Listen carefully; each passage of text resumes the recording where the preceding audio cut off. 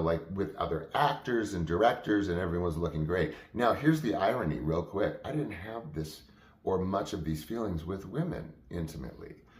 And again, I'm sorry to confuse you. I did a clip on it the other day. I don't know why, but in that regard, physical intimacy, I wasn't like creeping around, putting things on. I don't know why, but it wasn't an issue with women, but it was majorly an issue with Hollywood's perception of young actors who are playing roles that are deemed, acceptable in the Reagan era. And then AIDS, are you kidding? And then my second sort of love of my life, I have to move him out of the house because they think he has AIDS when I show up.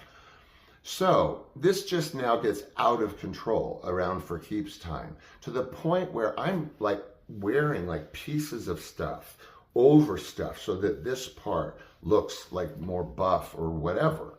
And then like, I remember one time I was like with my assigned girlfriend in For Keeps. I can't remember her name. She was in head of the class.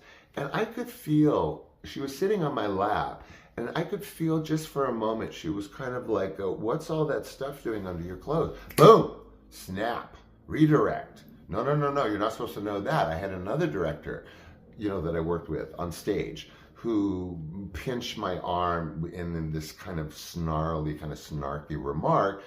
He knew that I was like layers upon layers and then short sleeve over whatever. So this was like, this went in and out of full tilt. It was fully like, the Matterhorn or whatever, roller coaster ride. So then we're into being married. And, early on in my relationship with my husband 33 years ago, which is, all y'all know is up until 26. So, but I will say that it flipped in the opposite direction when I was with my husband early on, because I didn't have those issues around him, like personally. I wasn't running around with sweaters on.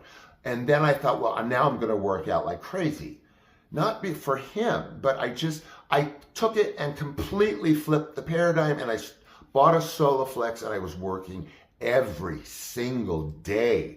You can ask my husband. I would work on this area, then stop that, work on this area. So that muscle got crushed and built while I was working on this area. And you can ask him. I was obsessed. I wouldn't leave our second bedroom until I had done like 30 reps of 30 things.